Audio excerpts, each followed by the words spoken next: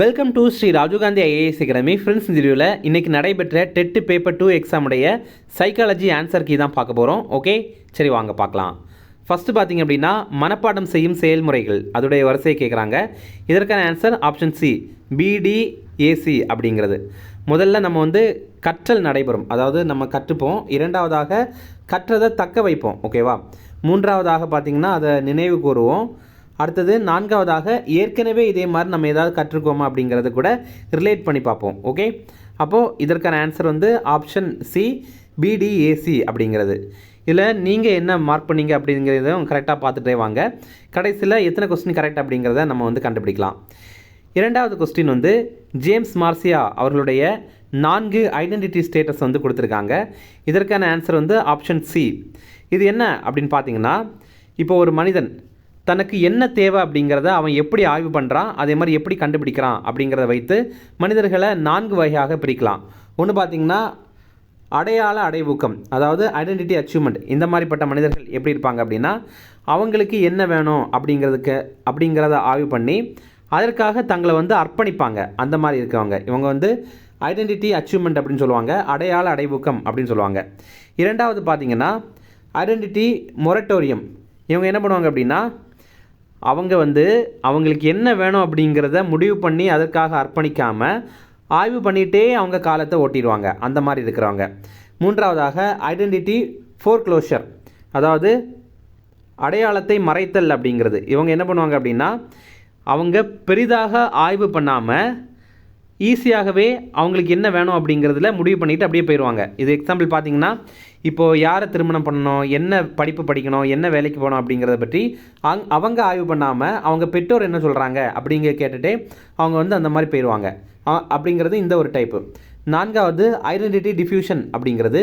இவங்க பார்த்திங்க அப்படின்னா, அவங்க பெரிதாக ஆய்வும் பண்ண மாட்டாங்க, அதே மாதிரி அவங்க ஒழுங்காக அர்ப்பணிப்பும் பண்ண மாட்டாங்க. இங்கே அர்ப்பணிப்பு அப்படிங்கிறது அவங்க ஆய்வு பண்ணி அந்த முடிவுக்காக உழைக்கிறத தான் சொல்கிறாங்க.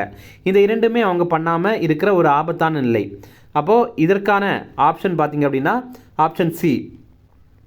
அடுத்தது இங்கே 2 ஸ்டேட்மெண்ட் கொடுத்துருக்காங்க. இதில் எது கரெக்ட் அப்படிங்கிறத பார்க்கலாம். இதற்கான ஆன்சர் இரண்டுமே தவறு அப்படிங்கிறது தான். இப்போ ஃபஸ்ட்டு கூட்டு பார்த்திங்கன்னா, ஒரு 2ஆம் பட்டியல் சொற்கள், சூத்திரங்கள் அல்லது சமன்பாடுகள் முதல் பட்டியலை தக்க வைத்தலை பாதிக்கலாம் அப்படிங்கிறாங்க. இதற்கு அர்த்தம் என்ன அப்படின்னா, நம்ம ஏற்கனவே கொஞ்சம் படித்து வச்சுருக்கோம். மறுபடி புதிதாக ஒன்று படிக்கும்போது நம்ம ஏற்கனவே படித்தது பாதிக்கும் அப்படின்னு சொல்கிறாங்க. அது தவறு தானே. இரண்டாவது கூற்று என்ன அப்படின்னா, நம்ம ஏற்கனவே நினைவில் வைத்திருக்கல, அந்த நினைவில் ஏற்கனவே வைத்திருக்க விஷயங்கள் நம்ம புதிதாக கற்றுக்கிற விஷயத்தை பாதிக்கும் அப்படின்னு சொல்கிறாங்க. அதுவுமே தவறு தான். அப்போ இரண்டுமே தவறு அப்படிங்கிறது தான். அடுத்தது பேரண்டிங், அதாவது குழந்தை வளர்ப்பு முறை பற்றி சொல்கிறாங்க. இதற்கான ஆன்சர் ஆப்ஷன் ஏ. இது என்ன அப்படின்னா, அத்தாரிட்டிவ் பேரண்டிங் ஸ்டைல் அப்படின்னு ஒரு ஸ்டைல் இருக்குது. அதாவது பெற்றோரின் அதிகார பாணி அப்படிங்கிறது. இதில் என்ன அப்படின்னா, இது ரொம்ப வெற்றி பெற்ற பாணியாக கருதப்படுது அப்படின்னு சொல்கிறாங்க. இது கரெக்டு தான். இன்னொன்று பார்த்தீங்கன்னா ரீசன். இதில் என்ன சொல்கிறாங்க அப்படின்னா, இந்த அதிகார பாணி குழந்தை வளர்ப்பில் உயர் ஏற்புடைய ஈடுபாடு இருக்கும். அதாவது பெற்றோர்கள் ரொம்ப அதிகமாக ஈடுபடுவாங்க. அதே மாதிரி ஏற்புடைய கட்டுப்பாடு இருக்கும், ரொம்ப கட்டுப்பாடாக இருப்பாங்க. ஆனால் தேவையான சுதந்திரமும் வழங்குவாங்க. இதெல்லாமே சேர்ந்தது தான் அப்படின்னு சொல்கிறாங்க. அப்போ இந்த இரண்டுமே கரெக்டு, இதுக்கு இது பொருந்துது, ஓகேவா. அதனால தான் நம்ம ஆப்ஷன் ஏ அப்படிங்கிறத கொடுக்குறோம். Both A and R correct and R is the correct explanation அப்படிங்கிறது. அடுத்தது இங்கே 2 ஸ்டேட்மெண்ட்ஸ் கொடுத்துருக்காங்க. அதாவது அசெஷன் ரீசன் அப்படின்ற மாதிரி 2 கொடுத்துருக்காங்க. ஒன்று பார்த்தீங்கன்னா, வளர்ச்சி பற்றிய ஆய்வு 3 பரந்த களங்களாக பிரிக்கப்படுது அப்படின்னு சொல்கிறாங்க. அது என்னென்ன அப்படின்னா, உடல்சார் வளர்ச்சி, அறிவுசார் வளர்ச்சி, மன வளர்ச்சி சார் மற்றும் சமூகசார் வளர்ச்சி, இந்த மாதிரி 3ஆக பிரிக்கிறாங்க. அது கரெக்டு தான். இரண்டாவது பார்த்திங்க அப்படின்னா, மனித நிலைத்தன்மை மற்றும் மாற்றம் என்ற கருத்து பரந்த மற்றும் பல்துறைகளை கொண்டது, பல்துறை கலைகளை கொண்டது அப்படின்னு சொல்கிறாங்க. இதுவுமே கரெக்டு தான். இதை முறையாக படிக்க வேண்டும் அப்படின்னு சொல்கிறாங்க. ரெண்டுமே கரெக்டு தான், ஓகேவா. ஆனால் இதில் என்ன சிக்கல் அப்படின்னா, ரெண்டுமே ஒன்றுக்கு ஒன்று தொடர்பு இல்லாமல் இருக்குது. அதனால் ஆன்சர் ஆப்ஷன் பி, ஓகேவா. அப்போது both A and R are true, but R is not the correct explanation of A அப்படிங்கிறது. அடுத்தது மகப்பேறு காலத்தில் குழந்தையுடைய உடம்பில் எலும்புகள் இருக்குல்ல, அது வந்து வளருது. அதோடைய பேர் என்ன அப்படின்னு கேட்குறாங்க. அதோடைய பேர் வந்து எபிபைசஸ் அப்படிங்கிறது தான். அடுத்தது ஸ்டேட்மெண்ட் 1 ஸ்டேட்மெண்ட் 2 இந்த மாதிரி 2 கூற்றுகள் கொடுத்துருக்காங்க. முதல் கூற்று என்ன அப்படின்னா, சிக்மண்ட் ஃப்ராய்டு என்ன சொல்கிறாரு, 3லிருந்து 6 வயதில் தான் குழந்தைகளுக்கு நெறிமுறைகள் வந்து உருவாகுது அப்படின்னு சொல்கிறாங்க. அது கரெக்டு தான். இரண்டாவதாக இந்த காலகட்டத்தில் தான் எடிபஸ் மற்றும் எலக்ட்ரா அப்படிங்கிற ஒரு மோதல்கள் ஏற்படுது அப்படின்னு சொல்கிறாங்க. இந்த இரண்டுமே கரெக்டு தான். அப்போ ஆப்ஷன் ஏ தான் correct. Statement 1 and 2 are correct. இது என்ன அர்த்தம் அப்படின்னா, எடிபஸ் அப்படிங்கிறது ஆண்களுக்கு ஏற்படும். அதாவது ஆண்கள் அவங்க அம்மா மேலே அதிகமான அன்பாக இருப்பாங்க. அவங்களுக்கு தந்தையர்களை பார்த்தா லைட்டாக ஒரு வெறுப்பு வரதான் செய்யும். அதே நேரம் எலக்ட்ரா அப்படிங்கிறது பார்த்திங்கன்னா பெண்களுக்கு வரது. இந்த வயசில் இருக்கிற பெண் குழந்தைகள் என்ன பண்ணுவாங்கன்னா, தந்தை மேலே ஒரு ஈர்ப்பு அவங்களுக்கு வரும், தாயை வந்து லைட்டாக பிடிக்காமல் இருக்கும். யார் இந்த எடிபஸ், யார் இந்த எலக்ட்ரா அப்படின்னு பார்த்தீங்கன்னா, கிரேக்க கதைகளில் இருக்கிற 2 கதாபாத்திரங்கள். எடிபஸ் என்ன பண்ணுவாருன்னா, தன்னுடைய தந்தையே கொலை பண்ணிடுவார். அந்த மாதிரி இருக்கிறவர் தான் எடிபஸ். எலக்ட்ரா யார் அப்படின்னா, எலக்ட்ராவுடைய அம்மா வந்து கள்ள தொடர்பாக இன்னொரு மனிதனை வந்து காதலிப்பாங்க. அந்த எலக்ட்ராவுடைய அம்மாவும் அந்த மனிதனும் சேர்ந்து எலக்ட்ராவுடைய அப்பாவை வந்து கொலை பண்ணிடுவாங்க. அதனால் எலக்ட்ராவுக்கு வந்து அவங்க அம்மாவை எப்படியாவது பழி தீர்க்கணும் அப்படிங்கிற வெறி இருந்துகிட்டே இருக்கும். ஓகே, அப்போது இந்த ஒரு கதைகளை வைத்து சிக்மண்ட் ஃப்ராய்டு வந்து இவங்க 2 பேருடைய கேரக்டரையும் விளக்கியிருப்பார். அதனால் இந்த 2மே கரெக்டு தான். அடுத்தது, ஒரு ஆசிரியர் கற்பித்தலின் போது கையாளக்கூடிய பிரச்சனைகளை குறிப்பிடுவது எது அப்படின்னு சொல்கிறாங்க. இது வகுப்பறை மேலாண்மை, கிளாஸ் ரூம் மேனேஜ்மெண்ட், அவ்வளோதான். அடுத்தது, இதில் எது வந்து நினைவூட்டல் சாதனம் அல்ல, நிமோனிக் மெத்தட் இல்லை அப்படின்னு கேட்குறாங்க. இதற்கான ஆன்சர் வந்து ஆப்ஷன் பி, SQ3R அப்படிங்கிறது. இது வந்து ரீடிங் மெத்தட், அதாவது கற்றுக்கிற மெத்தடு. மீதி எல்லாமே நம்ம வந்து ஒரு பொருளை நினைவு வைக்கணும் அப்படிங்கிறதுக்கான மெத்தட். இதில் பாருங்கள், இடமுறை அப்படிங்கிறது என்னென்னா, இப்போ நமக்கு சில பொருட்கள் சொல்கிறாங்க, இதெல்லாம் ஞாபகம் வச்சிங்க அப்படின்னு சொல்கிறாங்க. அப்போ நம்ம அதை எப்படி ஞாபகம் வச்சுக்கலாம் அப்படின்னா, நான் இப்போ இந்த இடத்துல இருக்கிறேன், இப்போ எக்ஸாம்பிள் என்னுடைய வீட்டில் என் ஹாலில் நான் இருக்கேன் அப்படி இருக்கும்போது, அந்த ஹாலில் இந்த செல்ஃபில் இந்த பென் இருக்குது, அப்புறம் ஒரு பால் இருக்குது, அடுத்தது ஒரு நோட் இருக்குது. இந்த மாதிரி என்னென்ன பொருட்களை சொல்கிறாங்களோ அது ஒரு இடத்துல நம்ம இருக்கிறதா நினச்சிட்டு அதை கற்பனை பண்ணி நம்ம வந்து ஞாபகம் வச்சுக்கிறது தான் இடமுறை. ஓகே, இந்த லோக்கி அப்படிங்கிற வார்த்தை இருக்குல்ல, இது லொக்கேஷன் அப்படிங்கிறதுலேருந்து தான் வருது. அடுத்தது ரைமிங் பார்த்திங்கன்னா, நம்ம ஒரு வார்த்தையை இன்னொரு வார்த்தை கூட ரைமிங்காக வச்சு படிக்கிறது. 1னா சன்னு, அப்புறம் 2னா ஷூவு, 3னா ட்ரீ, இந்த மாதிரி ரைமிங்கை வச்சு படிக்கிறது. அடுத்து பார்த்திங்கன்னா கதை சங்கிலி முறை, அதாவது நரேட்டிவ் செயினிங் மெத்தட். நம்ம சின்ன வயசில் இதை வச்சு படிச்சிருப்போம். ஏதாவது ஒரு கதை, ஏதாவது சில பேர்கள் வந்து நமக்கு படிக்கணும் அப்படின்னா நம்மளே அந்த பேர்களை வைத்து ஒரு கதைகளை உருவாக்கிறோம். அந்த கதையை வச்சு நம்ம படிப்போம். அப்போ இந்த 3மே ஞாபகம் வைக்கிறதுக்கான ஒரு முறை தான். ஆனால் இந்த SQ3R அப்படிங்கிறது வேறு ஒரு மெத்தட். இது வந்து நம்ம எப்படி ரீட் பண்ணணும் அல்லது எப்படி படிக்கணும் அப்படிங்கிறதுக்கான மெத்தடு. அடுத்தது, அதே SQ3R தான் இங்கே கொடுத்துருக்காங்க, ஆனால் இன்னும் கொஞ்சம் அதை விரிவாக கொடுத்துருக்காங்க. பாருங்கள், இதோடைய ஆர்டர் வந்து கேட்குறாங்க. ஃபஸ்ட்டு வந்து சர்வே, இரண்டாவதாக கொஸ்டின், அதாவது நம்ம எப்படி படிக்கணும் அப்படின்னா ஃபஸ்ட்டு வந்து ஆய்வு பண்ணணும், இரண்டாவதாக அது தொடர்பான வினாக்கள் கேட்கணும், மூன்றாவதாக வாசிக்கணும், ஓகேவா, நான்காவதாக நம்ம வந்து பிரதிபலிக்கணும், நம்ம வாசித்ததை வந்து நம்ம பிரதிபலிக்கணும், ஐந்தாவதாக நம்ம மனனம் செய்யணும், அதாவது ஞாபகம் வச்சுக்கணும், மனப்பாடம் செய்யணும், அடுத்தது அதை வந்து நினைவு கூறணும், அடுத்தது நம்ம வந்து மதிப்பாய்தல் பண்ணணும், ரிவ்யூ பண்ணணும். இந்த மாதிரி ஒரு பேட்டர்ன் இருக்குது. இது வந்து நம்ம புக்கிலேயே குறிப்பிட்டிருக்காங்க. அடுத்தது, ஒரு குழந்தை வந்து விளையாடும்போது எந்த மாதிரி விளையாடுது அப்படிங்கிறத நம்ம இதில் பார்க்குறோம், ஓகேவா. ஒரு சின்ன குழந்தை விளையாடுது, அது வயது ஆக ஆக எந்த மாதிரி விளையாடுது அப்படிங்கிறத நம்ம பார்க்குறோம். இதோட ஆன்சர் வந்து ஆப்ஷன் பி. முதல்ல பார்த்தீங்கன்னா ஃபங்க்ஷனல் ப்ளே, அதாவது செயல்பாட்டு விளையாட்டு வந்து விளையாடுது. அதாவது ஒரு பொம்மை எடுத்து எறிகிறது, அப்புறம் ஒரு பொம்மையை தூக்கி போடுறது, இந்த மாதிரி எந்த ஒரு நோக்கமும் இல்லாமல் விளையாடுது. இதுதான் ஃபங்க்ஷனல் ப்ளே அப்படின்னு சொல்லுவாங்க. எந்த ஒரு ஆப்ஜெக்ட், அதாவது எந்த ஒரு குறிக்கோளும் இல்லாமல் விளையாடுது. இரண்டாவதாக பார்த்தீங்கன்னா கன்ஸ்ட்ரக்டிவ் ப்ளே, அதாவது கட்டமைத்து விளையாடும். 2 பிளாக்கை அடுக்கி ஒன்று மேலே ஒன்று, இந்த மாதிரி ஏதாவது கட்டமைத்து விளையாடும். இந்த மாதிரி ஏதாவது கட்டமைக்குது, ஓகேவா, அல்லது சும்மா பெயிண்ட் பண்ணோம், இந்த மாதிரி எல்லாம் கட்டமைத்து இது விளையாடுது. மூன்றாவதாக பார்த்தீங்க அப்படின்னா இது மேக் பிலீவ் ப்ளே அப்படிங்கிறது கற்பனை விளையாட்டு.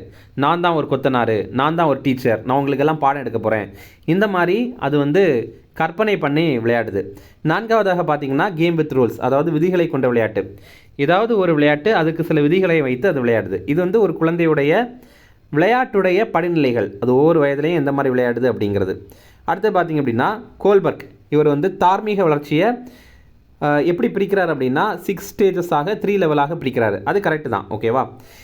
அப்போது ஃபஸ்ட்டு ஸ்டேட்மெண்ட் கரெக்டு. ரெண்டாவது ஸ்டேட்மெண்ட் என்ன அப்படின்னா கோல்பர்க் வந்து மாரல் டெவலப்மெண்ட்டை pre operational level, post operational level, conventional level அப்படின்னு 3ஆக பிரிக்கிறார் அப்படின்னு சொல்கிறாங்க. ஆனால் அதுதான் தவறுது. ஏன்னா இது ஜீன் பியாஜேவுடைய முறை. அவர் தான் இப்படி 3ஆக பிரிக்கிறார். ஓகே, அப்போ ஆன்சர் வந்து ஆப்ஷன் சி, ஸ்டேட்மெண்ட் 1 கரெக்டு, ஆனால் ஸ்டேட்மெண்ட் 2 வந்து தப்பு. அடுத்தது, ஒருத்தருடைய பர்சனாலிட்டியை நம்ம டெஸ்ட் பண்ண போகிறோம். அப்போ அதில் துல்லியமாக இருக்கணும், ஆக்குரேட்டாக இருக்கணும். அப்படின்னா அதற்கு என்னென்ன தேவை அப்படின்னு கேட்குறாங்க. இது பார்த்திங்கன்னா ஆப்ஷன் ஏ தேவை, பி தேவை, சி தேவை. ஆனால் டி மட்டும் தேவையில்லை. அதாவது என்னென்ன தேவைன்னு பார்த்தீங்கன்னா அளவிடப்பட வேண்டிய ஆளுமையின் தன்மை நமக்கு தேவை. Okay, correct. இரண்டாவது பார்த்திங்கன்னா பயன்படுத்த வேண்டிய கருவிகள் தேவை, அதுவும் கரெக்டு. மூணாவது யார் அளவிடுறோம் அவரும் தேவை. ஆனால் அளவீட செய்கிறவங்க இங்கே தேவைப்பட மாட்டாங்க, அதாவது துல்லியத்திற்கு தேவைப்பட மாட்டாங்க, ஆனால் நிர்வகிக்கிறதுக்காக தேவைப்படுவாங்க. இந்த டெஸ்ட்டெல்லாம் கரெக்டாக தான் நடக்குதா அப்படிங்கிறத நிர்வகிக்கிறதுக்கு தேவைப்படுவாங்க. ஓகே, அடுத்தது சில சயின்டிஸ்டுடைய பேர் கொடுத்துருக்காங்க, அவங்க என்ன கண்டுபிடிச்சாங்க அப்படிங்கிறதையும் கொடுத்துருக்காங்க. இது வந்து நம்ம படிச்சிருப்போம். ஃபஸ்ட்டு பார்த்திங்க அப்படின்னா ஜீன் பியாகே, இவர் வந்து காக்னிட்டிவ் டெவலப்மெண்ட்டை வந்து கண்டுபிடிச்சிருந்தார். இரண்டாவது எரிக் எரிக்சன், இவர் வந்து சைக்கோ சோஷியல் ஸ்டேஜஸை வந்து கண்டுபிடிச்சிருந்தார். அடுத்தது லெவ் வைகாட்ஸ்கி, இவர் பார்த்திங்கன்னா சோஷியோ கல்ச்சரல் அப்ரோச்சை வந்து கண்டுபிடித்திருப்பார். யூரி பிரென்னர், இவர் வந்து எக்காலஜிக்கல் சிஸ்டம் தியரி, சூழல் அமைப்புகள் கோட்பாடை வந்து கண்டுபிடிச்சிருக்காரு. அடுத்தது மாஸ்லோவுடைய தேவைகளுடைய படிநிலைகள், இது நம்ம படிச்சிருக்கோம், இது நம்ம வீடியோவில் கூட பார்த்துருப்போம். ஒரு மனிதனுக்கு என்ன தேவை அப்படிங்கிறது தான். முதல்ல ஒரு மனிதனுக்கு என்ன தேவை அப்படின்னா அவனுக்கு உடல்சார் தேவைகள் தேவை. இரண்டாவதாக அவனுக்கு பாதுகாப்பு தேவைகள் தேவை.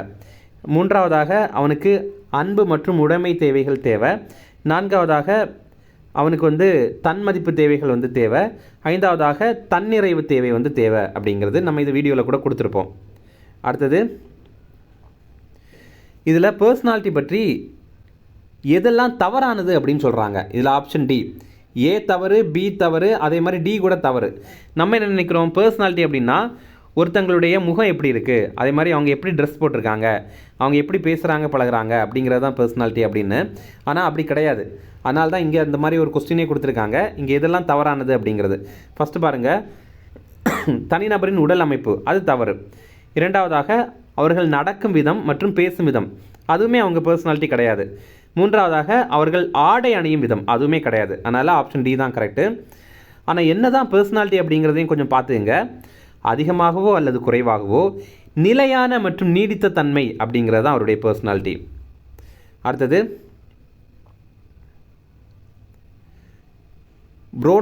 பிரென்னர், அவர் வந்து டெம்போரல் டைமென்ஷன், அதாவது கால பரிணாமத்தை வந்து குறிக்கிறாரு.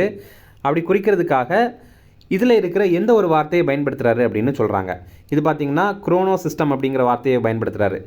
இது என்ன அப்படின்னா கால பரிணாமம் அப்படின்னா என்னென்னா, இந்த சயின்டிஸ்ட் என்ன சொல்கிறாரு, மனிதர்கள் மாறக்கூடியவர்கள், எப்படி மாறுறாங்க அப்படிங்கிறது. ஃபஸ்ட்டு பார்த்திங்கன்னா ஒரு மனிதர் வந்து அவங்க சுற்றி இருக்கிற ஃபேமிலினால் மாறுறாங்க, அதே மாதிரி ஃப்ரெண்ட்ஸ்னால் மாறுறாங்க, கடைசியாக இதனால் மாறுறாங்க அப்படின்னா காலம் மாற மாற அவங்க மாறுறாங்க. அதுதான் அவர் குரோனோ சிஸ்டம் அப்படின்னு சொல்லியிருப்பார். ஓகே, அடுத்தது மீண்டும் மீண்டும் தூண்டலினால் படிப்படியாக குறைக்கப்பட்ட துலங்கல் செயல்பாட்டின் பெயரை குறிப்பிடுக. இதற்கான ஆன்சர் பழக்கப்படுத்துதல். இப்போ இதை எப்படி நம்ம புரிஞ்சுக்கலாம்னா, இப்போ நீங்கள் வந்து ஒரு இடத்துல புதிதாக குடி போகுதீங்க, அந்த பகுதி பக்கத்திலே ரயில்வே ஸ்டேஷன் இருக்குது, நைட்டு ஃபுல்லும் ரயில் வந்து போயிட்டே இருக்குது, உங்களால் 2-3 நாளைக்கு வந்து தூங்கவே முடியாது. ஆனால் நாட்கள் ஆக ஆக நீங்கள் அதுக்கு அப்படியே பழகிடுவீங்க. ஓகேவா, இதுதான் ஹேபிச்சுவேஷன் அப்படிங்கிறது. இந்த ஒரு கான்செப்ட் தான் இதை வந்து குறிப்பிடுறாங்க. அடுத்தது ஸ்டெர்ன்பர்க், இவர் வந்து தகவல் செயல்முறைகளை வந்து ஒழுங்குபடுத்துகிறாரு. அவர் எந்த மாதிரி ஒழுங்குபடுத்துகிறாரு அப்படிங்கிறது தான் இதில் பார்க்குறோம். இது நம்ம எப்படி ஈஸியாக புரிஞ்சிக்கலாம் அப்படின்னா, இப்போ ஒரு பிரச்சனை வருது. இப்போ பார்த்தீங்கன்னா நீங்கள் நடந்து போயிட்டுருக்கிறீங்க, திடீர்னு ஒரு பெரிய பில்டிங்கில் வந்து தீ பத்துது, அதில் வந்து சில குழந்தைகள் மாட்டிக்கிட்டாங்க அப்படின்றது மாதிரி வச்சுக்கலாம். ஃபஸ்ட்டு நீங்கள் என்ன பண்ணணுன்னா என்கோட் பண்ணணும். என்கோட் பண்ணுறது அப்படின்னா என்னென்னா, அதாவது பதிவாக்கம் பண்ணணும். இதில் என்னென்னா, நீங்கள் வந்து இந்த ஒரு பிரச்சனைகள் இதெல்லாம் தான் பிரச்சனை, நீங்கள் ரோடு இருக்குது, வாகனங்கள் போகுது, அப்புறம் வந்து என்னென்ன இருக்குது அப்படிங்கிறதெல்லாம் பார்க்குறீங்க, ஆனாலும் எதுதான் பிரச்சனை அப்படிங்கிறத நீங்கள் வந்து கண்டுபிடிக்கிறீங்க. அதான் என்கோட் பண்ணுறது. ஓகேவா? தமிழில் வந்து பதிவாக்கம். இரண்டாவதாக இன்ஃபரிங் பண்ணுறீங்க, அனுமானம் பண்ணுறீங்க. அதாவது என்னென்னா, எப்படி இந்த குழந்தைகளை பாதுகாக்கலாம் அப்படின்னு நீங்கள் வந்து பிளான் பண்ணுறீங்க. அதுதான் வந்து அனுமானித்தல், அதுதான் இன்ஃபரிங் அப்படின்னு சொல்லுவாங்க. மூன்றாவதாக மேப்பிங் பண்ணுறீங்க, அதாவது வரை விளக்கம் செய்தல் பண்ணுறீங்க. அதாவது நீங்கள் இது மாதிரி ஏதாவது பண்ணியிருக்குதுங்களா, அதாவது இதே மாதிரி குழந்தைகளை ஏதாவது பாதுகாத்துருக்குதுங்களா, அல்லது நீங்கள் ஏதாவது இந்த மாதிரி நியூஸ் சேனலில் பார்த்துருக்குதுங்களா, அல்லது ஏதாவது ஒரு திரைப்படத்தில் பார்த்துருக்குதுங்களா அப்படிங்கிறத நீங்கள் ஞாபகம் வச்சுக்கிறீங்க. நீங்கள் வந்து எந்திரன் திரைப்படத்தில் சிட்டி ரோபோட் வந்து ஒருத்தங்களை மீட்டது, தீ விபத்துலேருந்து மீட்டது உங்களுக்கு ஞாபகம் வருது. ஓகேவா? அதுதான் மேப்பிங். அடுத்து என்னென்னா அப்ளை பண்ணுறீங்க. ஓகேவா? நீங்கள் ஸ்ட்ரைட்டாக போய் களத்தில் இறங்குறீங்க, அந்த குழந்தைகளை பாதுகாக்கிறீங்க. ஓகேவா? அப்ளிகேஷன் அதையும் பண்ணிவிட்டு அதுக்கு அடுத்தது ஜஸ்டிஃபிகேஷன் பண்ணுறீங்க. அப்படின்னா என்னென்னா, நம்ம எல்லாம் கரெக்டாக தான் பண்ணியிருக்கோமா அப்படிங்கிறத ஒரு வாட்டி பார்த்துக்கிறீங்க. ஓகேவா? அடுத்தது ரெஸ்பான்ஸ். இது நீங்கள் பண்ணனால இப்போ என்ன நடக்குது அப்படிங்கிறத நீங்கள் இருந்து பொறுத்து பார்க்குறீங்க. இதில் நமக்கு வந்து என்னென்ன கொடுத்துருக்காங்க அப்படின்னு பாருங்கள். என்கோடிங், இன்ஃபரிங், மேப்பிங், அப்ளிகேஷன், இந்த 4மே கொடுத்துருக்காங்க. இந்த ஆர்டர் தான் கேட்குறாங்க. இதுதான் ஆர்டர். ஓகே, அப்போ ஆப்ஷன் பி. அடுத்தது, முன் குழந்தை பருவத்திலிருந்து குமார பருவம் வரும்போது இணையுறை மற்றும் மைரினேட்டுகள், இது மூளை தண்டின் எந்த பகுதி கவனத்தையும் உணர்வையும் ஏற்படுத்துறது அப்படின்னு கேட்குறாங்க. இது வந்து சிறுவளைய உருவாக்கம். அடுத்தது,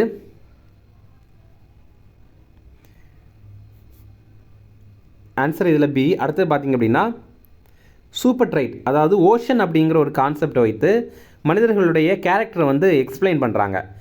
இந்த எக்ஸ்பிளைன் பண்ணுறாங்கல்ல, அந்த எக்ஸ்பிளனேஷனை வந்து நீங்கள் ஓஷன் அப்படிங்கிற கான்செப்டில் வந்து அடுக்குங்க அப்படின்னு சொல்கிறாங்க. இதுக்கு நமக்கு முதல்ல ஓஷன் அப்படின்னா என்ன அப்படின்னு பார்க்கணும். இந்த ஓஷனுடைய விரிவாக்கம் பாருங்கள். ஃபஸ்ட்டு ஓனா ஓப்பன் டு எக்ஸ்பீரியன்ஸ், இரண்டாவது சி அப்படின்னா கான்சென்ஷியஸ்னஸ், மூன்றாவதாக இ அப்படின்னா எக்ஸ்ட்ராவர்சன் அப்படிங்கிறது, நான்காவது ஏ அப்படின்னா அக்ரீபிள்னஸ் அப்படிங்கிறது, ஐந்தாவது என் அப்படின்னா நியூரோட்டிசம் அப்படிங்கிறது. இது என்ன அப்படிங்கிற நம்ம முதல்ல தெரிஞ்சுக்கலாம். ஃபஸ்ட்டு பார்த்திங்க அப்படின்னா ஓப்பன் டு எக்ஸ்பீரியன்ஸ். இந்த மாதிரி மனிதர்கள் எப்படி இருப்பாங்கன்னா, நிறைய விஷயங்களை முயற்சி பண்ணுறதுக்கு ஆசையாக இருப்பாங்க. இது ஒரு கேரக்டர். அதுக்கு அப்படியே ஆப்போசிட்டாக என்ன பார்த்தீங்கன்னா ருட்டைன், அதாவது ரொட்டீன். இவங்க என்ன பண்ணுவாங்க, நமக்கு நிறைய விஷயங்கள்லாம் தேவையில்லை, நம்ம என்ன வேலையோ அதை மட்டும் பார்த்துட்டு அமைதியாக இருப்போம், அந்த மாதிரி கேரக்டர். அடுத்தது சி வருதா, சீனா வந்து கான்ஷியன்சியஸ்னஸ். இவங்க பார்த்திங்கன்னா ரொம்ப ரொம்ப கேர்ஃபுல்லாக இருப்பாங்க. அதுக்கு அப்படியே ஆப்போசிட்டாக இன்னும் சிலர் எப்படி இருப்பாங்க, கேர்லெஸ்ஸாக இருப்பாங்க. ஓகே, அடுத்தது இ வருது. ஈவன்னா எக்ஸ்ட்ராவர்சன். இவங்க எப்படி இருப்பாங்க, ரொம்ப சோஷியலாக இருப்பாங்க, அதாவது சமூகமாக எல்லாருக்கூடையும் பேசி பழகி போவாங்க. அதுக்கு அப்படியே ஆப்போசிட்டாக இன்னொருத்தங்க எப்படி இருப்பாங்க, ஒதுங்கி போவாங்க, அந்த மாதிரி கேரக்டர். அடுத்து பார்த்திங்கன்னா ஏ அப்படின்னா அக்ரீபிள்னஸ் அப்படின்னா எல்லாரையும் நம்பிட்டு இருப்பாங்க, ட்ரஸ்டிங். அதுக்கு ஆப்போசிட்டாக வந்து சிலர் எப்படி இருப்பாங்க, யாரையுமே நம்ப மாட்டாங்க, எப்போவுமே ஒரு சந்தேக பார்வையாலே இருப்பாங்க, அந்த மாதிரி. அடுத்து பார்த்திங்கன்னா என் அப்படின்னா நியூரோட்டிசம். இது பார்த்திங்கன்னா ஒரு மனிதர் தன்னுடைய வாழ்நாளில் அவர் பாதுகாப்பாக இருக்காரா, அதாவது பாதுகாப்பாக உணர்றாரா அல்லது பாதுகாப்பு இல்லாமல் உணர்றாரா அப்படிங்கிறது தான். இப்போ ஒரு சிச்சுவேஷன் எடுத்துங்க. ஒரு பெண்மணிக்கு கல்யாணம் ஆகுது. அந்த பெண்மணியை அவருடைய கணவர் ரொம்ப அன்பாக பார்த்துக்கிறாரு. அப்புறம் சேலரியை வந்து கரெக்டாக மாதம் அந்த பெண்கிட்ட கொடுக்குறாங்க. இந்த மாதிரி இருக்கிற பெண் எந்த மாதிரி உணர்வாங்க, பாதுகாப்பாக உணர்வாங்க. அதுவே இன்னொரு கேரக்டர் இருக்காங்க. அவங்க என்ன பண்ணுறாங்க அப்படின்னா, திருமணம் ஆகி போகிறாங்க. அந்த கணவர் வந்து ஒவ்வொரு மாதமும் சேலரியை கொடுக்க மாட்டேங்கிறாரு. ஈவன் சேலரி எவ்வளவு அப்படிங்கிறது கூட ஒழுங்காக சொல்ல மாட்டேங்கிறாரு. அதுக்கப்புறம் பார்த்திங்கன்னா எப்போவுமே ஃபோனில் யார்கிட்டையாவது பேசிகிட்டு இருக்காரு அல்லது வேறு பொண்ணுங்க கூட பேசிகிட்டு இருக்காரு. அப்படின்னா அவங்க வாழ்க்கையில் எப்படி பார்ப்பாங்க, பாதுகாப்பு இல்லாமல் இருப்பாங்கள்ல, இந்த மாதிரி இருக்கிறது தான் இது. ஓகேவா? அப்போது இந்த ஓஷன் அப்படின்னா என்னென்னு தெரிஞ்சிச்சுன்னா நம்ம இதை வச்சு புரிஞ்சுக்கலாம். அதுடைய மீனிங் தான் இங்கே கொடுத்துருக்காங்க. அந்த பொருட்களை வைத்து வந்து நமக்கு கேட்டிருக்காங்க. அப்போ இந்த ஓஷன் அடிப்படையில் தான் நம்ம இதை அடுக்கிறோம். அப்போ ஆப்ஷன் பி. அடுத்தது லேர்னிங், அதாவது நம்ம ஆன்லைன் கோர்ஸ்லாம் இருக்குல்ல, அதில் இருக்கிற அம்சங்கள் என்னென்ன அப்படின்னு கேட்குறாங்க. இதில் என்ன ஒன்று இல்லை அப்படின்னா இன்ட்ரடியூஸ்ட் அப்ட்ராக்ட் கான்செப்ட் அப்படிங்கிற மட்டும் இல்லை, மீதி எல்லாமே இருக்குது. இதில் என்னென்ன நம்ம ஆன்லைன் கற்றல் மூலமாக பண்ணலாம் அப்படின்னா, உடனடி வளர்நிலை மதிப்பீடு. அதாவது உடனடியாக நம்ம வந்து கூகுள் ஃபார்ம்லேயோ அல்லது ஏதாவது ஒரு டெஸ்ட் மூலமாக நம்ம மதிப்பீடு பண்ணிக்கலாம். அதுக்கப்புறம் போதுமான பல்லூட திறன்கள், அதாவது நம்ம வந்து மல்டிமீடியாவை ஹேண்டில் பண்ணுற ஒரு திறன் நம்ம பெற்றுக்கிறோம். எப்படின்னா ஜூம் மீட்டை எப்படி அட்டன் பண்ணுறது, இந்த மாதிரிப்பட்ட சில திறன்களை நம்ம பெற்றுக்கிறோம். அடுத்தது பார்த்திங்கன்னா நிகழ்நேர கற்றல். லைவ் கிளாஸ் கண்டக்ட் பண்ணுறாங்க அப்படின்னா நம்ம நிகழ்நேரத்திலேயே கற்றுக்கலாம். ஆனால் கருத்தியல் கருத்துக்களை அறிமுகப்படுத்துதல் அப்படிங்கிறது ஆன்லைன் கிளாஸில் மட்டும்தான் நடக்குது அப்படின்னு நம்ம சொல்லிட முடியாது. அது வந்து பொதுவாக எல்லா கட்டல்லையுமே நடக்கும். ஓகே, இது என்ன அப்படின்னா ஏதாவது ஒரு கருத்தை இன்ட்ரடியூஸ் பண்ணுறாங்க. இப்போது டைம்னா என்ன, சோலார் சிஸ்டம்னா என்ன, இந்த மாதிரி ஏதாவது ஒரு கருத்தை இன்ட்ரடியூஸ் பண்ணுறாங்க அப்படின்னா அதுதான் கருத்தியல் கருத்துகள். அடுத்தது 23. இது பார்த்திங்கன்னா எந்த டெஸ்ட்டில் வெர்பல் வராது, அதாவது சொல் சார்ந்தது கிடையாது அப்படின்னு சொல்கிறாங்க. இதற்கான ஆன்சர் வந்து ஆப்ஷன் டி, அதாவது டிஜிட் சிம்பிள். இதில் பார்த்தீங்கன்னா முழுக்க சிம்பிள் அதே மாதிரி நம்பர் தான் வரும். இந்த ஒரு டெஸ்ட்டில் பார்த்தீங்கன்னா வார்த்தைகளே வராது. அடுத்தது இதுவுமே குழந்தைகள் விளையாடுறது எப்படிப்பட்ட விளையாடுறாங்க அப்படிங்கிறது தான். இது அவங்க முன் பள்ளி பருவத்தில் எப்படி விளையாடுறாங்க அப்படிங்கிற அடிப்படையில் நம்ம கொடுத்துருக்கோம். ஃபஸ்ட்டு அந்த கொஸ்டினில் கொடுத்துருக்காங்க. ஃபஸ்ட்டு பார்த்திங்கன்னா நான் சோஷியல் ஆக்டிவிட்டி. இந்த குழந்தைங்க சமூகம் அல்லாத நடவடிக்கையில் தான் இருக்காங்க. ஓகேவா, ரொம்ப அமைதியாக தனியாக இருக்காங்க. கொஞ்சம் வளரும்போது என்ன பண்ணுவாங்க அப்படின்னா இணையொத்த விளையாட்டு விளையாடுவாங்க, பேரல் ப்ளே. அது எப்படின்னா ஒரு கிளாஸ் ரூம் இருக்குது, அந்த கிளாஸ் ரூமில் இங்கே கொஞ்சம் குழந்தைங்க விளையாடிட்டு இருக்காங்க அப்படின்னா இங்கே கொஞ்சம் குழந்தைங்க இருக்காங்கன்னா அவங்க அங்கே போய் விளையாடுவாங்களே தவிர அந்த குழந்தைகள் கூட சேர்ந்து விளையாட மாட்டாங்க. அப்போது அதை தான் பேரல் ப்ளே, இணையொத்த விளையாட்டு அப்படின்னு சொல்லுவாங்க. அடுத்து பார்த்திங்கன்னா அசோசியேட்டிவ் ப்ளே. இந்த கேட்டகரியில் எப்படி இருப்பாங்கன்னா 2 குழந்தைகள் இருக்காங்கன்னா அவங்க 2 பேரும் விளையாடுவாங்க. இந்த குழந்தைக்கு இருக்க பொம்மையை அந்த குழந்தைகிட்ட காட்டி அந்த குழந்தைக்கும் இந்த குழந்தையும் விளையாடுவாங்க. ஆனால் இவங்க 2 பேருமே தனித்தனியாக அவங்கவுங்க பொம்மை கூட விளையாடுவாங்க. அந்த மாதிரி இருக்கிறது. அடுத்ததாக கோஆப்ரேட்டிவ் ப்ளே. இதில் என்ன பண்ணுவாங்க, 2 பேரும் இணைந்து விளையாடுவாங்க அல்லது ஒரு டீமாக ஒரே இலக்குகளை வைத்து விளையாடுவாங்க. இந்த ஐஸ்பை கேம் இருக்குல்ல, அதே மாதிரி ஒளிஞ்சு விளையாடுறது, இந்த மாதிரி விளையாட்டெல்லாம் இணைந்து விளையாடுவாங்க. அடுத்தது 4 தியரி கொடுத்துருக்காங்க. 4 தியரியுமே எந்தெந்த காலகட்டத்தில் உருவானது அப்படிங்கிறத கேட்டுட்டு அதை வரிசைப்படுத்த சொல்கிறாங்க. இதுக்கான ஆன்சர் வந்து ஆப்ஷன் ஏ தான். இதை பார்த்திங்கன்னா ஃபஸ்ட்டு வந்து 1904 ஸ்பியர்மேனுடைய 2 ஃபேக்டர் தியரி வருது. அதுக்கு அடுத்தது 1930களில் டஸ்டோனுடைய பல்காரணி கோட்பாடு வருது. அதுக்கு அடுத்தது வந்து கில்ஃபோர்டுடைய நுண்ணறிவு கட்டமைப்பு கோட்பாடு வருது. அதுக்கு அடுத்ததாக கார்டனுடைய பல்நோக்கு நுண்ணறிவு கோட்பாடு வந்து வருது. அடுத்தது டெப்த் பெர்செப்ஷன், அதாவது ஆழமான புலன் காட்சி. இதில் எது வரையறை கிடையாது அப்படின்னு கேட்குறாங்க. ஓகேவா, இதில் பாருங்கள், முதல்ல இதில் எது வரும் அப்படிங்கிறத நம்ம தெரிஞ்சுக்கலாம். இதில் உலக 3 பரிணாமங்களில் 6000 திறன் மட்டும்தான் இதில் வரும். மீதி எல்லாமே இதில் வராது. மீதியெல்லாம் பாருங்கள், முழுமை அடையாத புள்ளி விவரங்களை முடிக்கிற போக்கு, அப்புறம் பொருள்களையோ அல்லது உருவங்களையோ பின்னணியில் இருக்கிற மாதிரி உணர்கிற போக்கு, அடுத்தது சமகாலத்தில் நடக்கிற 2 செயல்களை தொடர்புடையது அப்படின்ற மாதிரி கருதுறது, இதெல்லாமே நமக்கு வந்து இந்த மாதிரி புலன் காட்சியின் அடிப்படையில் வராது. அடுத்ததாக ஒரு குழந்தை இருக்குது அப்படின்னா அதோடைய கிராஸ் மோட்டார் டெவலப்மெண்ட் எப்படி இருக்குது, அதாவது முழுநிலை இயக்க மேம்பாடு அது என்னென்ன அப்படின்னு கேட்குறாங்க. ஃபஸ்ட்டு பார்த்திங்க அப்படின்னா கிராலிங், அதாவது தவழுதல், ஒரு குழந்தை வந்து தவழுது. இரண்டாவதாக நிற்றல், அந்த குழந்தை வந்து நிற்குது. அடுத்து வந்து நடத்தல். ஓகேவா, இதெல்லாமே அதோடைய கிராஸ் மோட்டார் டெவலப்மெண்ட்டை பற்றி சொல்கிறது. அதாவது அது முழுமையாக அது வந்து தவழுது, நடக்குது, இந்த மாதிரி இதெல்லாம் வந்து பொதுவாக சொல்லலாம். ஆனால் அடைதல் இது வந்து ஃபைன் மோட்டார் ஸ்கில். ஓகேவா, அது எப்படின்னா இப்போது ஒரு பொருளை அது எடுக்கணும் அப்படின்னு நினைக்குது.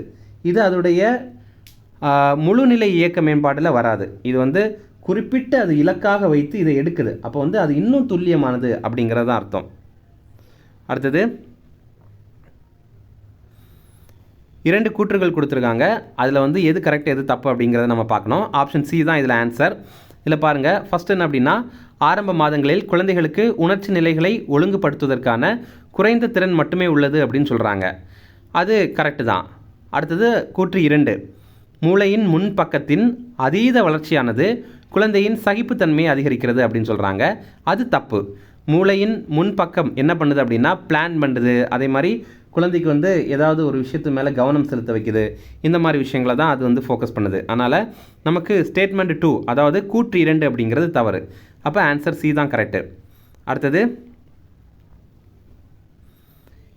இங்கே எது நுண்ணறிவு பற்றி தவறானது அப்படின்னு சொல்கிறாங்க. இதற்கான ஆன்சர் வந்து ஆப்ஷன் டி. இப்போ நுண்ணறிவு அப்படின்னா என்ன அப்படின்னா, இப்போ ஒரு சிச்சுவேஷன் உங்ககிட்ட தராங்க, அது நீங்கள் எப்படி சமாளிக்கிங்க அப்படிங்கிறது தான் மேட்டர். ஓகேவா? இதில் என்ன சொல்கிறாங்க, ஃபஸ்ட்டு நுண்ணறிவு என்பது அறிவுசார் தொடர்புடையது அப்படின்னு சொல்கிறாங்க. அது கிடையாது. ஓகேவா? நுண்ணறிவு அப்படிங்கிறது ஒரு சிச்சுவேஷனை சால்வ் பண்ணுறது. அதே மாதிரி நுண்ணறிவு என்பது நினைவாக்கம் தொடர்புடையது அப்படின்னு சொல்கிறாங்க. அதுவுமே தவறு தான். ஏன்னா நம்ம இப்போ பார்த்துட்டோம் என்ன அப்படின்னு. அடுத்தது நுண்ணறிவானது அசாதாரண நடத்தைக்கு எதிரான உத்தரவாதம் அப்படின்னு சொல்கிறாங்க. அதுவுமே தவறு தான். அப்படின்னா என்னென்னா, அதிகமான நுண்ணறிவு உள்ளவங்க எந்த ஒரு க்ரைமுமே பண்ண மாட்டாங்க, குற்ற செயல்பாடுகளில் ஈடுபட மாட்டாங்க. ஏன்னா அவங்களுக்கு நுண்ணறிவு இருக்குது. இப்போ வந்து மனசாட்சி இருக்குது, அதனால் இவன் தப்பு பண்ண மாட்டான் அப்படின்னு சொல்கிறோம்ல, அது மாதிரி உங்கள்கிட்ட நுண்ணறிவு இருக்குது, அதனால் இவங்க வந்து அசாதாரணமான செயல்பாடுகள் எல்லாம் ஈடுபட மாட்டாங்க அப்படின்னு சொல்கிறாங்க. அது தப்பு. நீங்கள் இன்னும் பார்த்தீங்க அப்படின்னா, பெரிய பெரிய சீரியல் கிரைம்ஸ் பண்ணுறவங்களே, அதாவது பெரிய பெரிய சீரியல் கில்லிங் இந்த மாதிரி தொடர்ந்து கொலை பண்ணுறாங்கல்ல, அவங்க எல்லாமே ரொம்ப புத்திசாலிங்களாக தான் இருப்பாங்க. அடுத்தது ஆனால் இங்கே என்ன வந்து கரெக்டானது அப்படின்னா, குறிப்பிட்ட வயதுக்கு பிறகு நுண்ணறிவின் செங்குத்து வளர்ச்சி நின்று விடுகிறது அப்படின்னு சொல்கிறாங்க. இது உண்மை தான். ஏன்னா ஒரு குறிப்பிட்ட லெவல் வரைக்கும் தான் அது வளரும். அதுக்கு அடுத்தது கொஞ்சம் கொஞ்சம் வளரும், ரொம்ப வெர்டிக்கலாக வளராது, செங்குத்தாக வளராது. செங்குத்தாக வளருது அப்படின்னா ரொம்ப வேகமாக வளருது அப்படிங்கிறது தான். அப்போ இங்கே நமக்கு கொஸ்டினில் என்ன கேட்குறாங்க, தவறான கருத்து எதுன்னு தான் கேட்குறாங்க. அப்போ ஏ தவறு, பி தவறு, டி தவறு. அப்போ ஆப்ஷன் வந்து டி தான் கரெக்டு. அடுத்து லாஸ்ட்டாக பாருங்கள், சில கான்செப்ட் கொடுத்துருக்காங்க, அது யார் கண்டுபிடிச்சிருக்காங்க அப்படிங்கிறத கேட்குறாங்க. ஃபஸ்ட் வந்து கிளாசிக்கல் கண்டிஷனிங். இதை கண்டுபிடித்தது யாருன்னா பாவ்லோ. ஆக்க நிலையுறுத்தல் அப்படிங்கிறது இதை பாவ்லோ கண்டுபிடித்திருக்காரு.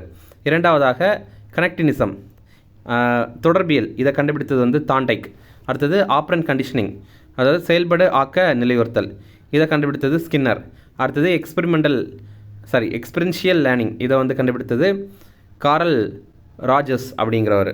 ஓகே, அவ்வளோதான் ஃப்ரெண்ட்ஸ். இதில் உங்களுக்கு எத்தனை கொஸ்டின் கரெக்டாக அப்படிங்கிறத கமெண்ட்ஸில் சொல்லுங்கள். இதே மாதிரி நம்ம எல்லா சப்ஜெக்ட்டுக்கும் வீடியோ போடணுமா அப்படிங்கிறதையும் கமெண்ட்ஸில் சொல்லுங்கள். ஓகே, இந்த வீடியோ பிடிச்சினா கண்டிப்பாக லைக் பண்ணுங்கள். தேங்க்யூ.